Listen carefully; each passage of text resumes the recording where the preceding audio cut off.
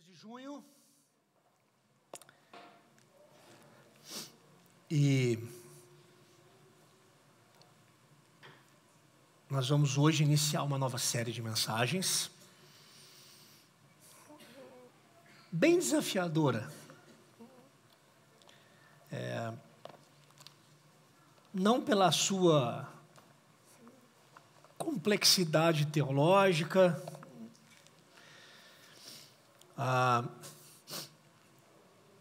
mas talvez desafiadora pela resposta que nós temos que dar a Deus com a nossa vida, com as nossas decisões.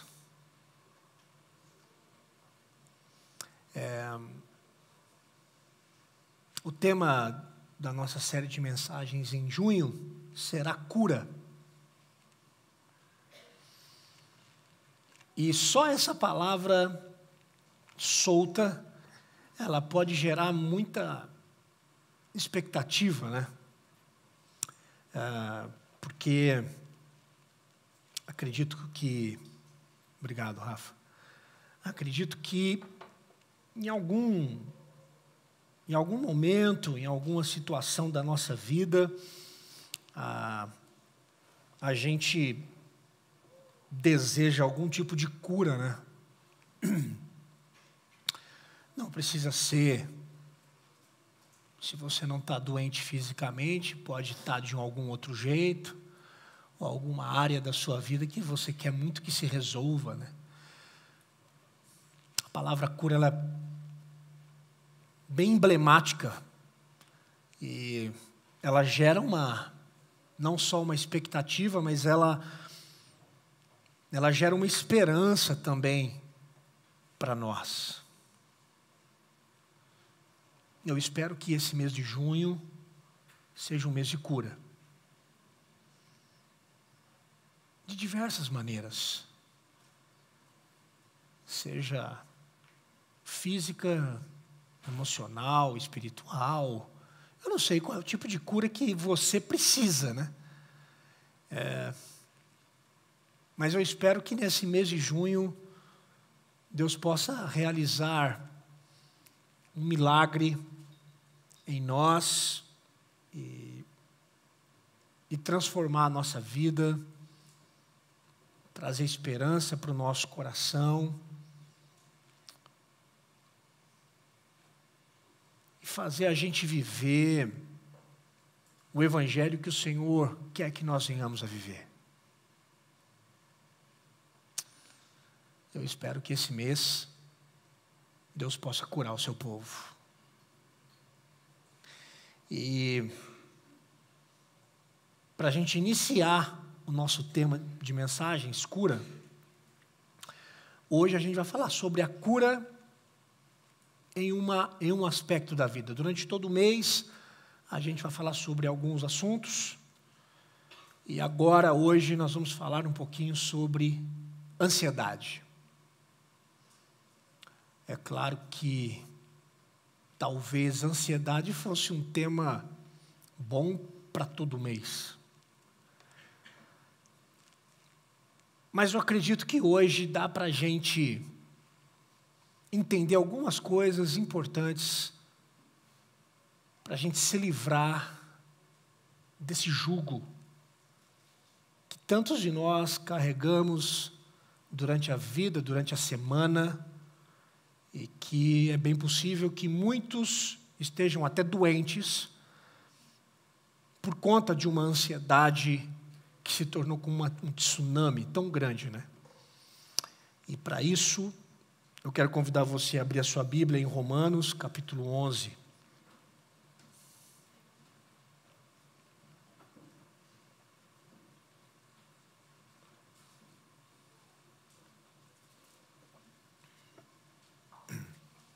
Romanos, capítulo 11.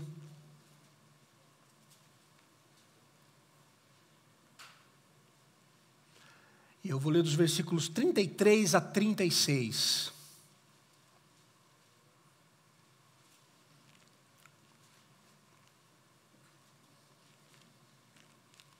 Romanos, capítulo 11, versículos de 33 a 36. Vamos orar? Senhor, abençoe-nos nesse momento. Nós vamos ler a Tua palavra, ela é poderosa, ela divide a nossa alma. E eu peço para que o milagre aconteça agora. O milagre da iluminação. Que à medida que a gente vai lendo, que Teu Espírito ilumine o nosso entendimento, para a gente poder entender o que esse texto pode nos ensinar acerca da ansiedade. E que hoje seja um dia muito decisivo para nós, de deixar para trás essa roupa velha da ansiedade e vivermos livres desse mal. Cura o Teu povo. Em nome de Jesus eu oro. Amém. Diz assim a Escritura Sagrada: ó profundidade da riqueza, tanto da sabedoria como do conhecimento de Deus. Quão insondáveis são os seus juízos e quão inescrutáveis os seus caminhos. Quem, pois, conheceu a mente do Senhor? Ou quem foi o seu conselheiro? Ou quem primeiro deu a ele para que lhe venha a ser restituído? Porque dele, e por meio dele, e para ele, são todas as coisas. Repita comigo esse trecho. Porque dele, e por meio dele, e para ele, são todas as coisas. Mais uma vez. Porque dele,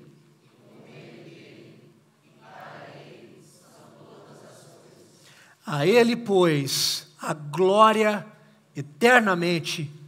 Amém. Amém. Amém.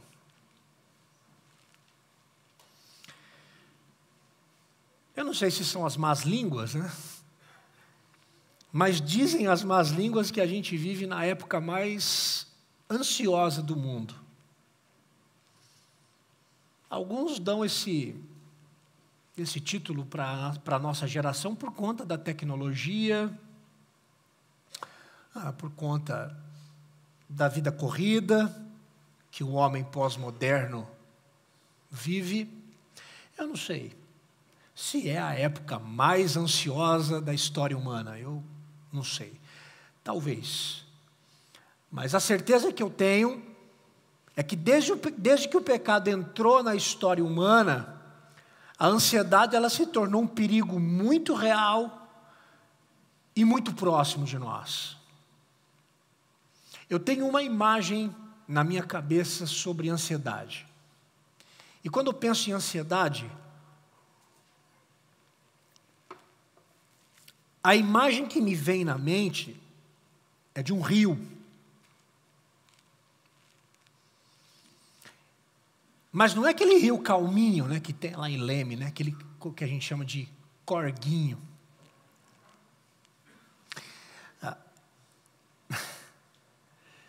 Quando eu penso em ansiedade, eu penso nesse rio turbulento, feroz, poluído, que vai subindo, subindo, subindo, e por onde passa vai deixando sujeira, morte, vai devastando tudo que está à sua margem. Mas quando eu penso nesse rio perigoso, eu fico pensando que existem 3 afluentes que vão alimentar esse rio chamado ansiedade. 3 afluentes, ou 3 fontes de alimentação, que são esses riozinhos menores, que vai desembocar nesse grande rio, e que vai acabar com a nossa paz, e que vai tirar o nosso sossego. Eu penso pelo menos nesses 3 afluentes. O primeiro, A primeira coisa que alimenta a nossa ansiedade é a gente manter aquilo que a gente tem. E quando eu falo manter o que a gente tem, eu estou falando de tudo aquilo que a gente tem. É casa, é bem, é filho, é educação dos meninos, é tudo. Tudo aquilo que a gente tem, tudo aquilo que compõe a nossa vida, pode gerar uma certa ansiedade, porque a gente precisa administrar tudo aquilo que a gente tem. E aí, quando a gente pensa em administrar tudo aquilo que a gente tem gente que não consegue dormir. Como é que eu administro meus filhos? Como é que eu administro o casamento? Como é que eu administro o trabalho? Como é que eu administro a igreja?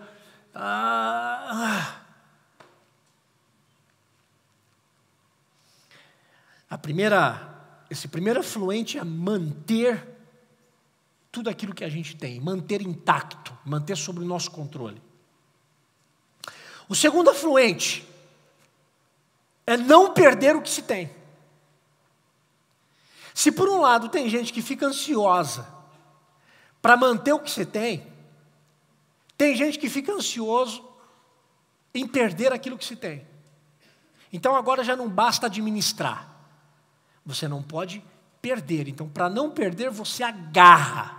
Para não perder, você vai segurar com unhas e dentes tudo aquilo que você possui, e você não concebe a ideia de viver a vida sem aquilo que você já conseguiu.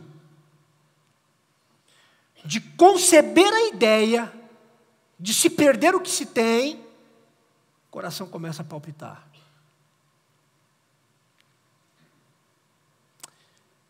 Terceiro afluente é conseguir aquilo que não se tem. E aí já não se trata de administrar o que se tem e nem de segurar para não perder o que se tem. Mas é olhar o que o outro tem e dizer assim, puxa, eu posso ter isso também. Como é que eu faço para conseguir além daquilo que eu possuo? E veja, eu não estou falando de cobiça, não. Estou falando de desenvolver a vida, de querer crescer mesmo, de querer mais. Então, quando nós juntamos esses três afluentes, manter o que se tem, não perder o que se tem, e conseguir além do que se tem, pode ser que nós venhamos a entrar num ciclo de ansiedade que vai desembocar na perda do controle, na perda emocional e tantas outras doenças que a gente está passando na nossa geração. O que eu quero que você entenda é que nessas três fontes de alimentação da ansiedade, tudo gira em torno de algo muito peculiar: o ter. Ter. O ter pode gerar em nós esse medo de perder, de não conseguir administrar e de ter mais. Isso é ansiedade. Esse rio descontrolado que vai devastando tudo e que vai devastando a nossa percepção de vida. A gente perde isso. E tem muita gente que, para tentar controlar a ansiedade, o que é que faz? Tem muita gente que, para tentar controlar a ansiedade, se afoga em vícios. E aí não perde só a razão, não perde só a mente, mas perde a fé, perde a alma. Porque tenta trazer um elemento de consolo de onde não se vem consolo. Se a ansiedade ela fecha uma janela, se a ansiedade fecha uma janela para a nossa vida e nos enclausura no desespero, esse texto que nós lemos nos abre uma porta para a liberdade. Se por um lado a ansiedade fecha a janela e nos tranca, esse texto nos dá o caminho para a gente abrir uma porta para a vida e dizer assim, puxa, tem vida além dessa janela. E tem cor aqui fora. E tem beleza nessa vida. Porque por tantas vezes eu percebo que quando essa janela do desespero, do sufocamento da ansiedade se fecha, muitos acreditam que a única saída que tem é ficar olhando para a janela fechada. Ou tentar abri-la. E aí a gente quebra a janela, e aí a gente se machuca, se frustra porque não consegue abrir, e se abre, se quebra todo. Pois é, eu quero dizer para você que se você se encontra no enclausuramento de uma janela chamada ansiedade que se fechou, há um caminho que lhe conduz à porta e à saída. E na saída tem uma plaquinha dizendo, viva. Viva. Esse texto para mim é essa porta de saída. Eu quero meditar um pouquinho nele. E se você está com a sua Bíblia aberta, mantenha ela aberta para a gente entender por que eu estou chamando esse texto de porta. Esse texto aqui é uma doxologia. Para quem não sabe, doxologia é um glória a Deus. Não é como os nossos irmãos pentecostais fazem melhores do que nós. Eles sabem fazer uma doxologia bacana. A gente precisa aprender com eles. Não é? A doxologia é um glória a Deus. É alguém atribuindo a Deus toda a honra, toda a glória, todo o louvor. E essa doxologia começa com uma expressão muito bonita no versículo 33. Ó profundidade da riqueza, tanto da sabedoria como do conhecimento de Deus. Ó profundidade da riqueza. Sabe como é que está a alma do apóstolo Paulo aqui? A alma do apóstolo Paulo está saturada de admiração. A alma do apóstolo Paulo aqui está saturada de adoração. A alma do apóstolo Paulo está saturada de espanto, de belezura, dizendo assim, que beleza isso! Que maravilha isso! Esse texto não pode ser lido assim, ó profundidade da riqueza, tanto da sabedoria e do conhecimento. Não. Ó, que profundidade de riqueza! Que maravilha é isso! Que sabedoria é essa? Olha que maravilha de conhecimento! O apóstolo Paulo está embasbacado, espantado com tamanha grandeza. Agora a pergunta é, qual é a grandeza que leva o apóstolo Paulo a produzir uma doxologia tão linda como essa, quando dizendo, ó que profundidade! O que levou ele a chegar nessa conclusão? Para louvar a Deus desse jeito. Bom, Paulo estava fazendo ele vinha fazendo algumas reflexões na carta de Romanos, e algumas reflexões profundas haviam sido feitas num contexto muito próximo a esse texto que eu acabei de ler. E basicamente ele faz 3 reflexões importantes. A primeira, no versículo 25, ele está pensando o seguinte, puxa, como é que pode esse negócio, né? O evangelho chega para o gentil se converte, mas o judeu endurece o coração. Como pode? Como pode o judeu não entender isso, e o gentil, que não teve contato nenhum com o contexto da tradição judaica, se converte ao evangelho? Segundo tema que ele faz uma reflexão profunda, ele pensa um pouquinho sobre a justificação da fé. O que é a justificação da fé? Deus olha para você e diz assim, você é pecador.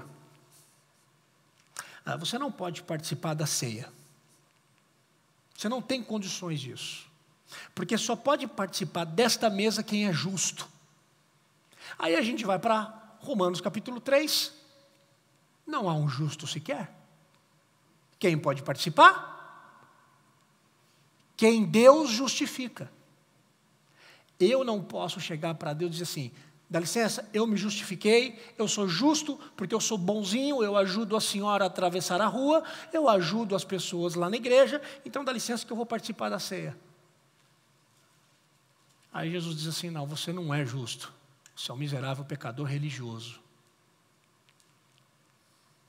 Quem pode participar desse momento é quem Deus justifica. Ele diz assim: olha, você é pecador, mas o meu filho derramou o sangue por você, então ele pagou a conta, você agora é justo, entra. Percebe?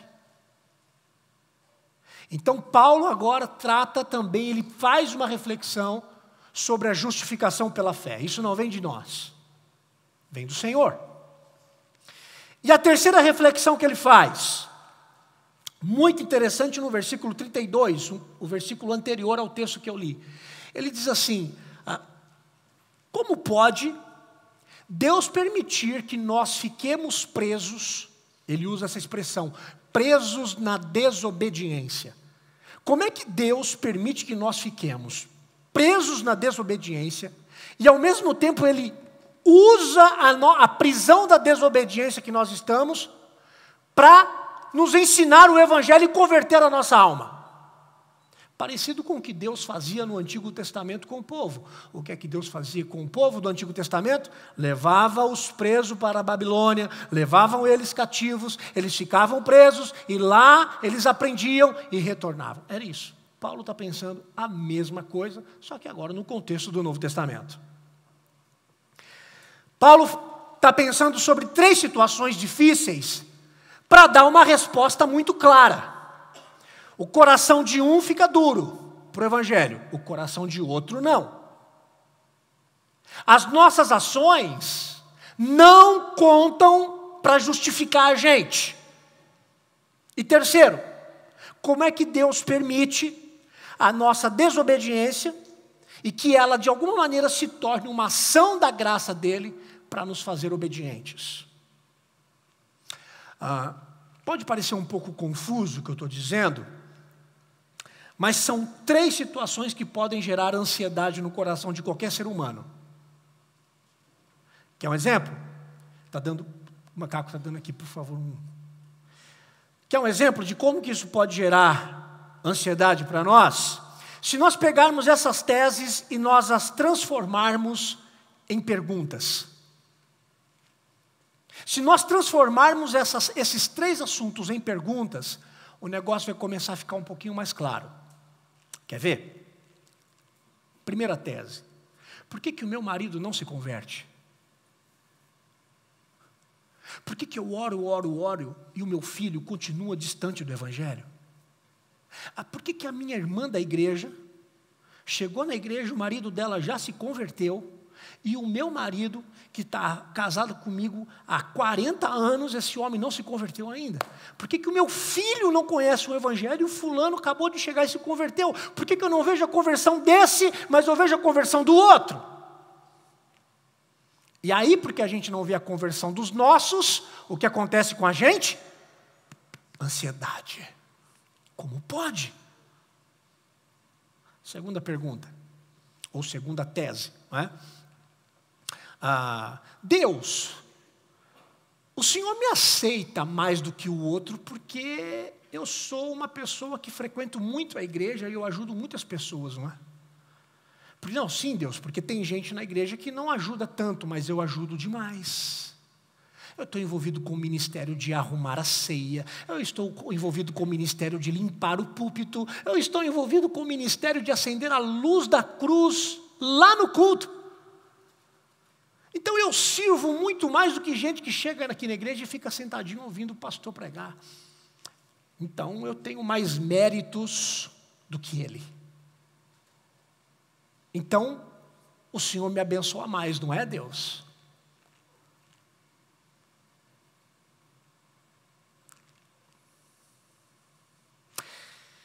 E a crise começa a pegar, porque esse pessoal que acha que trabalha mais do que outros e que merecem mais do que o outro, descobre que aquele que não faz tanto acaba recebendo bênçãos que você não recebe. O que gera ansiedade. Como pode? Espera aí, Deus. O Senhor perdeu algum capítulo da minha vida aqui.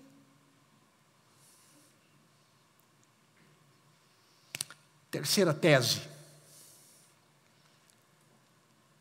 Por que Deus deixa aquela pessoa viver na desobediência? Por que Deus não faz alguma coisa para transformar o coração dela? Até quando esse negócio vai segurar? Até quando isso vai ficar assim? Até quando isso vai ficar? Até quando eu vou aguentar isso? Todas essas três teses do apóstolo Paulo geram ansiedade. E por que gera ansiedade? Porque nenhum de nós aqui tem controle dela. E sabe como é que o Paulo faz quando ele olha para essas três situações? Paulo olha para essas três situações e ao invés de fazer o que a maioria dos teólogos de hoje querem fazer, de dar resposta para tudo, e ainda que o apóstolo Paulo tenha respostas muito, muito boas para essas três situações, o Paulo não resolve não dar resposta nenhuma agora. O que o Paulo faz aqui é o que eu e você precisamos aprender a fazer para sairmos da ansiedade. Quando Paulo se depara com essas três situações, que faz ele dizer, ó profundidade da riqueza, sabe o que ele faz? Ele admira. Ele admira a Deus. Ele admira porque ele não tem condições de dar uma resposta.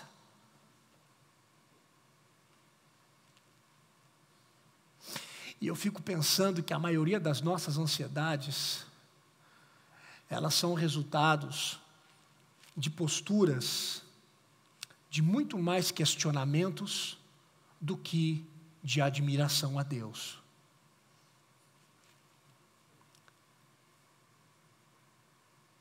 A gente só admira a Deus quando aquilo que Ele faz tem sentido na nossa vida.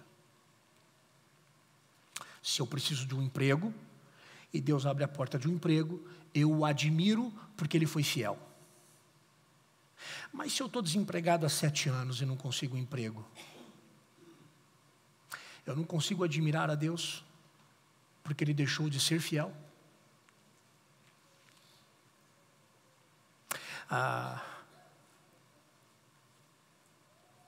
Esse é o nosso problema na ansiedade. O fluxo da nossa ansiedade é essa incapacidade de admirar a Deus quando a gente não tem resposta para as perguntas que a gente mesmo faz. E Paulo chega no momento que ele diz assim, olha, quer saber?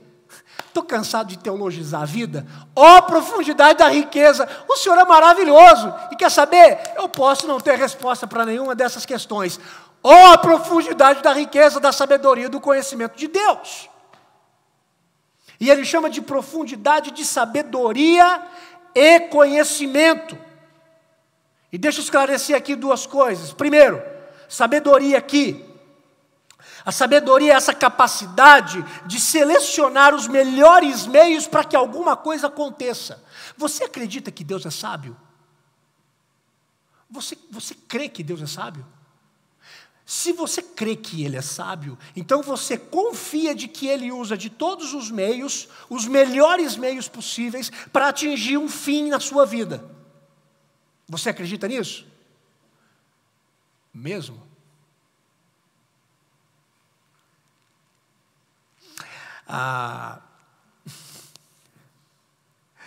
Sabe o que é que a nossa ansiedade faz?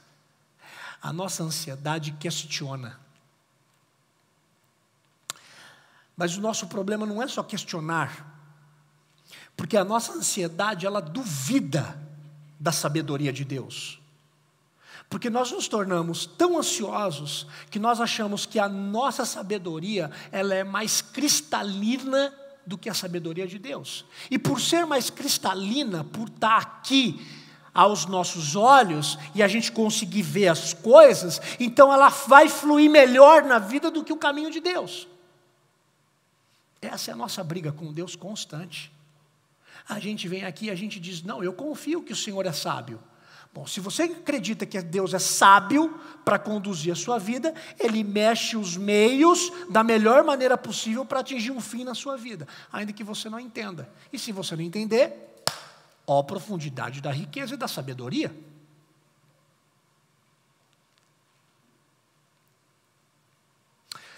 Ele diz que Deus não apenas é profundo na sua sabedoria, mas Ele fala também sobre o conhecimento. E o conhecimento aqui é muito específico no termo, porque o conhecimento aqui é tudo que circunda a nossa vida. Ou seja, Deus tem conhecimento das coisas que você quer, das coisas que você usa, Deus tem conhecimento das pessoas com quem você vive, das pessoas com quem você se relaciona, das ideias e ideais que você projeta para você.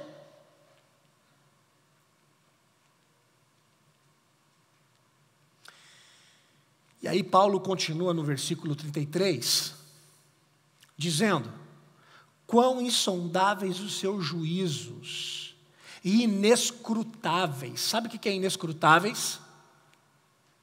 Sabe o que é inescrutável? Incompreensível. Olha o que o Paulo está dizendo. Bom, vamos lá. Quem está dizendo aqui é o apóstolo Paulo, que escreveu a carta de Romanos, uma carta extremamente teológica. A teologia de Paulo era uma teologia refinada. E ele diz assim, olha, esse negócio de tentar pensar a vida como Deus, isso é tão profundo que eu não dou conta desse negócio. É incompreensível os caminhos de Deus.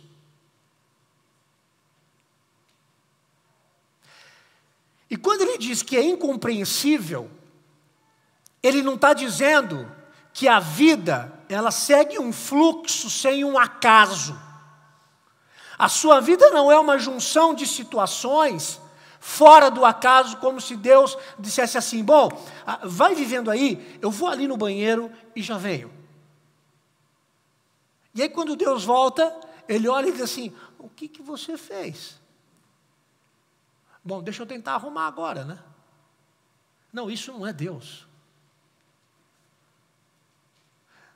Deus não colocou uma cordinha em nós, deu corda, soltou a gente no meio e foi viver a vida dele na eternidade esperando que a cordinha acabasse. As Escrituras dizem que Deus trabalha até o dia de hoje. Ele continua trabalhando. E a gente dá... Alô, som. E a gente dá muito trabalho para Ele. A gente dá muito trabalho. Muito. Então Deus continua a trabalhar na vida do seu povo. Ele vai trabalhando. A nossa vida não é uma junção de fatos sem nenhuma conexão. Deus está no jogo, ainda que a gente não venha entender a jogada. Você acredita nisso? Desliga aqui para mim, Caco, por favor, está dando microfone aqui, por favor, desculpa. Deus está no jogo, ainda que a gente não entenda nada do que Ele está fazendo. Como é que a ansiedade se desdobra aqui? A ansiedade é esse desejo da gente tentar rastrear o caminho de Deus. A ansiedade é esse desejo da gente tentar rastrear a decisão de Deus, de modo que a decisão de Deus fique clara para a gente. E sabe como é que a gente tenta enganar a nossa mente? A gente tenta enganar a nossa mente quando a gente inventa uma história e a gente diz assim, Deus falou isso comigo. Já ouviu isso? Não, Deus falou isso para mim e Deus falou para eu fazer assim. Deus falou assim, assim, assim comigo. Será? Será que Ele falou isso mesmo? Porque às vezes eu tenho a impressão de que nós contamos Nós contamos essas coisas, nós contamos essas histórias como um jeito para nós ficarmos um pouquinho mais confortáveis na vida e para a gente não ficar ansioso, para que as coisas fiquem um pouco mais claras para nós. Mas na verdade, lá no fundo, a gente não tem a mínima ideia do que está acontecendo e a gente não tem a mínima ideia do que aconteceu. Mas para a gente ficar claro e para a gente ter controle da situação, mais uma vez, a gente diz assim, não, mas Deus me explicou. Deus está dizendo para mim o porquê. Aí Deus olha assim, é mesmo? Eu falei? Uau! Não me lembro.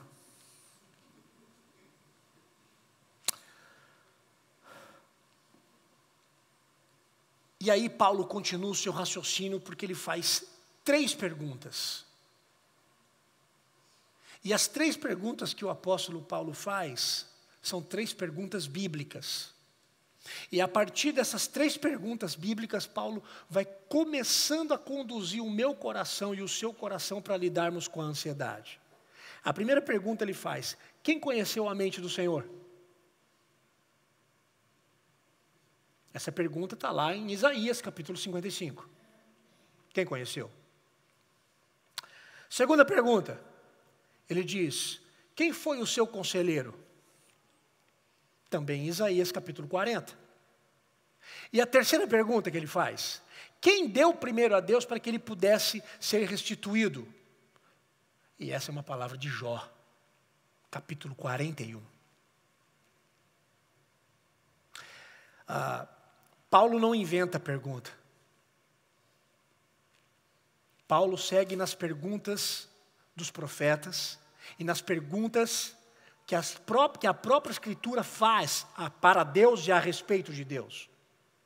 E eu acho interessante a gente pensar nessas perguntas. Quem conhece a mente de Deus? Quem foi o seu conselheiro? E quem deu primeiro a Deus para que ele venha a ser restituído? Eu gosto de pensar nessas 3 perguntas porque ela nos ensina basicamente 2 coisas. Primeiro, a gente já sabe a resposta de todas elas.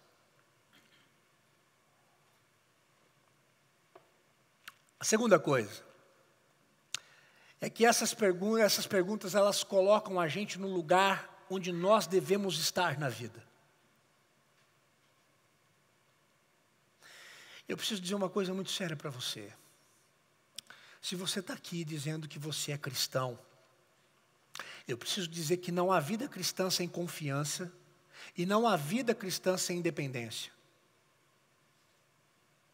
Não existe vida cristã sem confiança e não existe vida cristã sem independência. E sabe o que é que a ansiedade faz?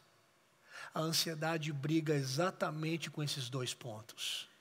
Porque a ansiedade primeiro ela desconfia e a ansiedade depois busca independência. A gente quer ter o controle. E porque eu quero ter o controle, eu desconfio do que está acontecendo.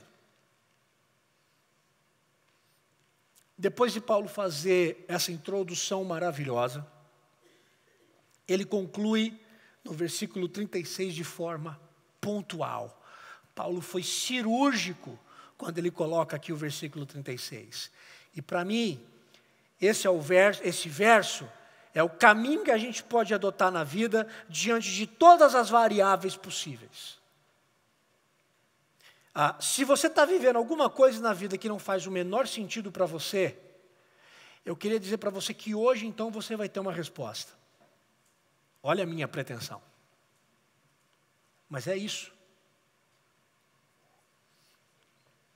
Se você vive qualquer uma variável na sua vida, que não está fazendo a mínima noção, que não faz o mínimo sentido para você, que você está vivendo uma ansiedade desenfreada por conta disso, que você busca de alguma maneira obter algum tipo de resposta, mas não tem, eu quero dizer então para você que nessa noite, biblicamente eu vou te oferecer 3 respostas para que você acabe de vez com a ansiedade da sua vida e viva livre.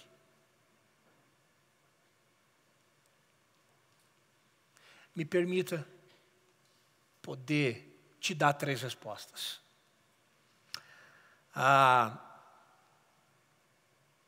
o versículo 36 diz: porque dele, e por meio dele, e para ele, são todas as coisas. A primeira expressão contra a ansiedade é: porque dele são todas as coisas. Porque dele são todas as coisas. E aqui, o dele são todas as coisas, não se refere apenas ao pertencer a Deus, mas que a ele, que dele procedem todas as coisas. Não é só que tudo pertence a ele, mas que tudo que acontece na nossa vida também procede dele. Quando a gente olha para a vida, quando nós olhamos para a vida, e nós vemos que todas as coisas procedem debaixo da soberana regência de Deus sobre nós, não há razão para a gente ficar desesperado na vida.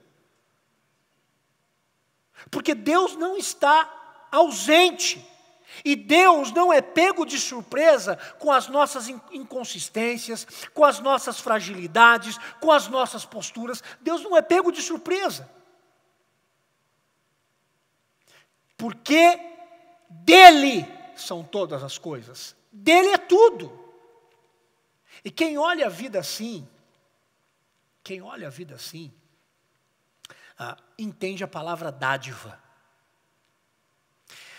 E quem vê a vida como dádiva, encontra uma outra palavra muito importante: gratidão.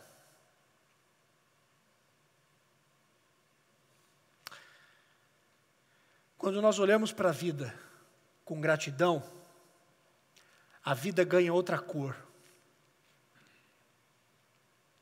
Quando nós olhamos para a vida com gratidão de que tudo procede dele, a vida ganha um outro significado. Mas sabe quando é que a gente afoga na ansiedade? Quando a vida se torna algo a ser conquistado todos os dias.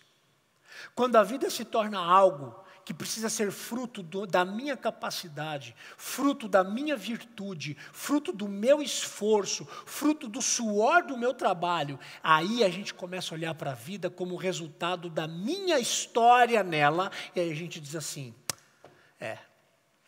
eu fiz por merecer.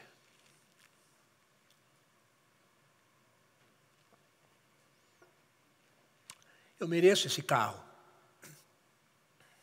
Eu mereço subir na minha vida profissional.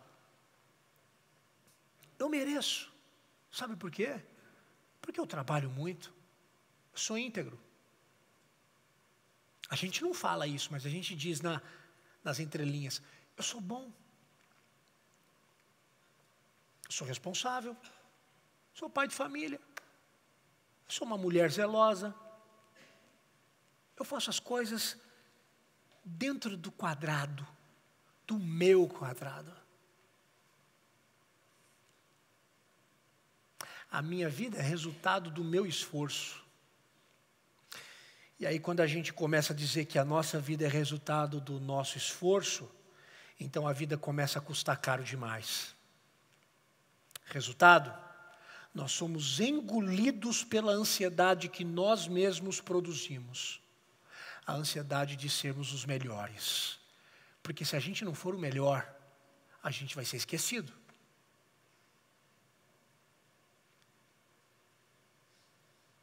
A gente acaba caindo naquela história, né? Qual é o legado que eu vou deixar? E aí, em prol de um legado, a gente vende a alma.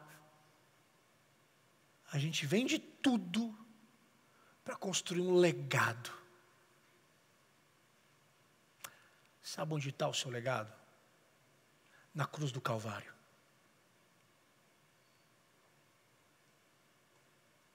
Quem quer construir legado, constrói Torre de Babel. O legado já foi escrito. O sangue já foi vertido. O rei da história vai voltar. você não tem que ficar ansioso para construir absolutamente nada além do que você acha que precisa.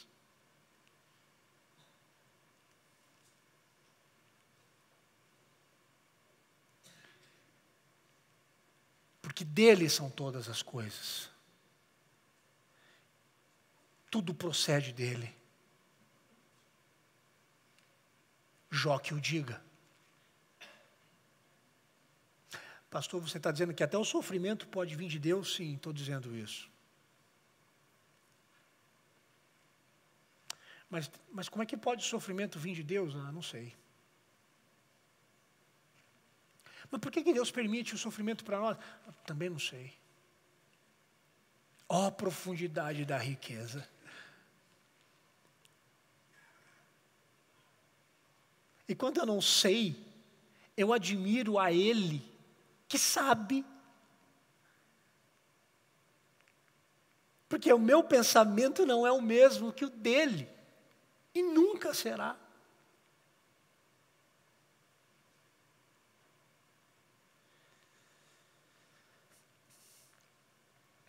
A primeira expressão, porque dele são todas as coisas, faz a gente entender que tudo aquilo que a gente vive tem a mão de Deus e que Ele está pronto a cuidar de nós. Segunda expressão, por meio dele são todas as coisas. Por meio dele. E essa expressão me faz viver a vida, não por meio do Vila, mas por meio dele, porque tudo passa por ele. A vida só se torna vida quando olhada por meio dele. A vida só se torna vida quando eu olho a vida por meio dele. As mãos de Deus se movendo enquanto a gente vai vivendo. E aí a gente pensa que para agradar a Deus, como é que a gente pensa para agradar a Deus? O que a gente tem que fazer para agradar a Deus, né? Bom, aí a gente vai dizer assim, não, para agradar a Deus eu tenho que ir para a igreja, eu tenho que cumprir com todos os ritos que nós estamos acostumados. Ok, eu entendo que essa é uma pequena parcela. Eu entendo que essa é uma pequena parte. Mas eu quero dizer para você que você pode agradar a Deus também de outras formas. Você pode agradar a Deus de um jeito que você olha para a vida por meio dele. Você olha a vida por entre Deus. Se você olhar para a vida sem Deus, o seu olhar vai ser um olhar cru, vai ser um olhar medíocre. Medíocre. Mas se você olhar para a vida olhando por Deus, você vai agradar a Deus. Você quer agradar a Deus? Você quer agradar a Deus? Pois bem, desfrute com alegria e singeleza da presença dos seus amigos. Você quer agradar a Deus? Pega a sua bicicleta, vai fazer um passeio no parque com a sua família. Você quer agradar a Deus? Ao invés de você, pode ser de carro também, abaixa o vidro do seu carro e sinta a brisa tocar em você e agradece a Deus porque você consegue sentir isso. Você quer agradar a Deus? Faz uma mesa simples, um cafezinho, um pãozinho com manteiga, chama os seus amigos ao redor da mesa e toquem um coração do outro.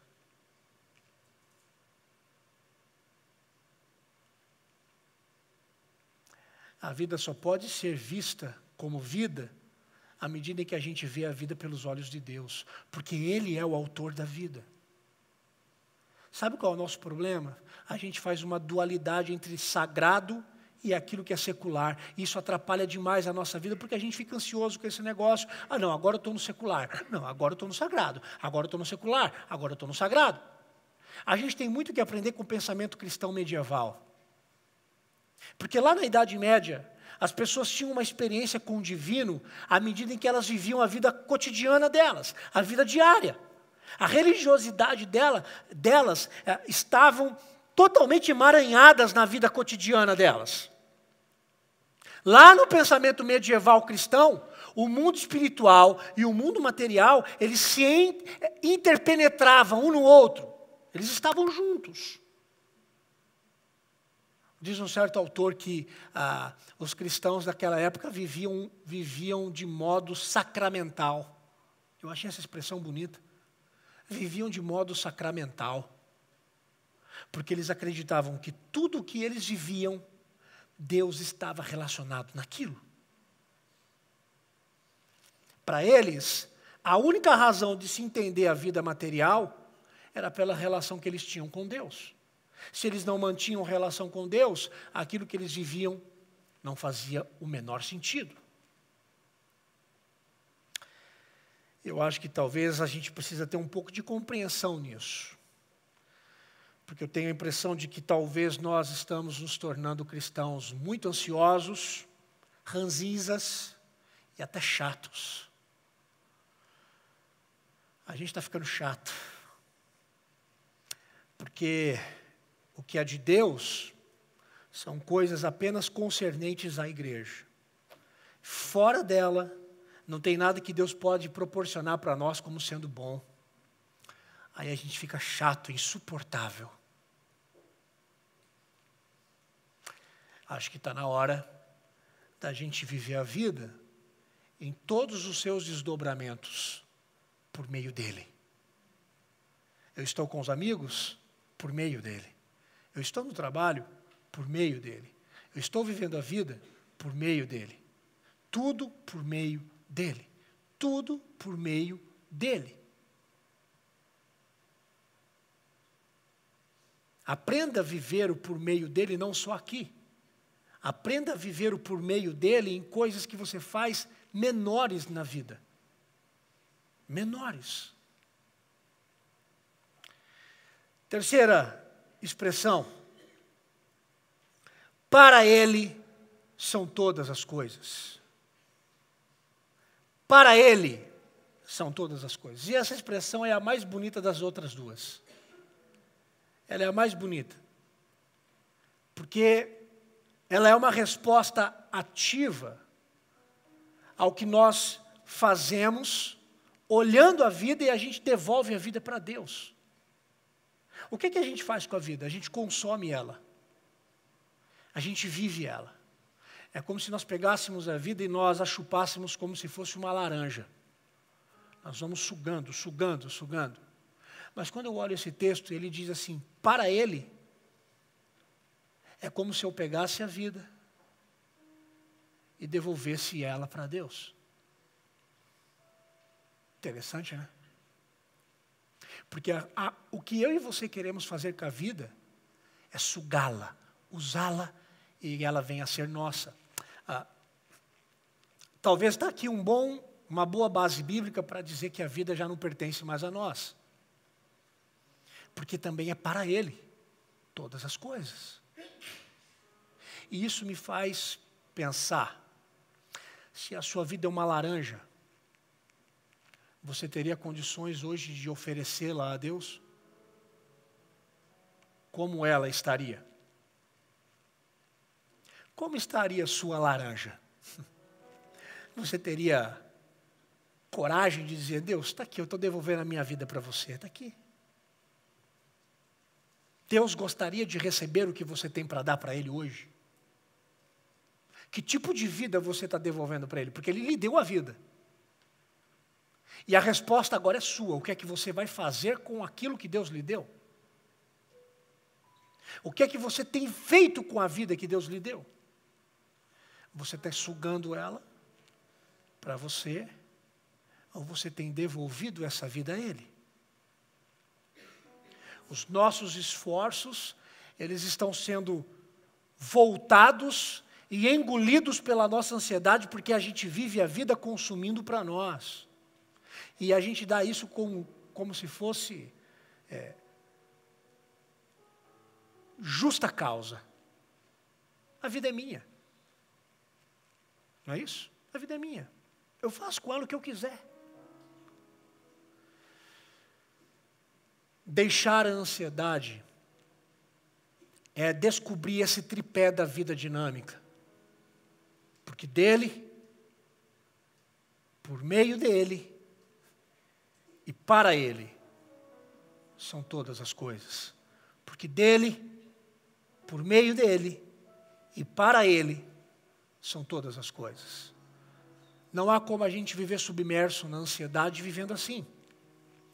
Jesus disse certa vez: vinde a mim, todos os que estáis cansados e sobrecarregados, e eu vos aliviarei. E sabe por que ele promete isso? Porque ele viveu exatamente isso. Porque a vida de Jesus era do Pai. Ele diz assim, no monte do Getsêmani: Senhor, Pai, se possível, passa de mim esse cálice, contudo faz a tua vontade. Jesus viveu para Ele. Porque para Ele. Mas também a vida de Jesus era por meio do Pai. Porque Ele disse: quem me vê, vê o Pai. Por meio dEle. E Jesus também, para sintetizar tudo, a vida de Jesus também era para o Pai, quando Ele diz: Pai, eu vim fazer a vontade daquele que me enviou. Eu não vim fazer a minha vontade, eu vim fazer a vontade daquele que me enviou. É por isso que o caminho de Jesus é o oposto da ansiedade.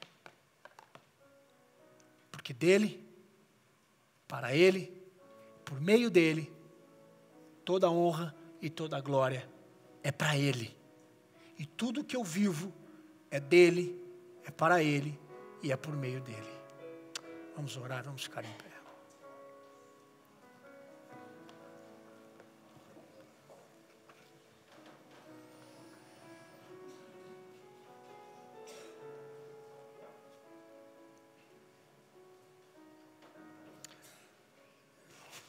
Senhor Jesus, eu peço para que nessa noite o Senhor possa tratar o nosso coração. Eu peço, Pai, em nome de Jesus, para que o Senhor nos cure da nossa ansiedade, desse rio tão violento que nos sufoca. Eu peço, Pai, em nome de Jesus, para que nós possamos entender a preciosidade do que diz a Tua palavra, Senhor. De que por Ele, por meio dEle e para Ele são todas as coisas. Porque dEle, por meio dEle e para Ele são todas as coisas. Se nós entendermos isso, Pai, eu peço que em nome de Jesus, o Senhor efetue a cura no nosso coração de entender que a gente não precisa entender as coisas da vida, não. A gente não precisa ter resposta para tudo que acontece em nós. A gente não precisa ter resposta para tudo que acontece na nossa vida.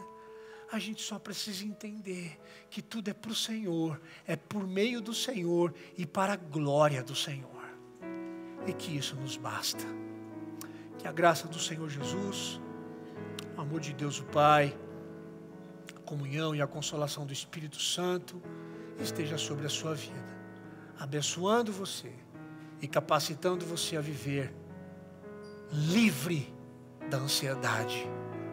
As portas foram abertas, porque tudo é para Ele, por meio dEle e para a glória do Senhor. Hoje e sempre.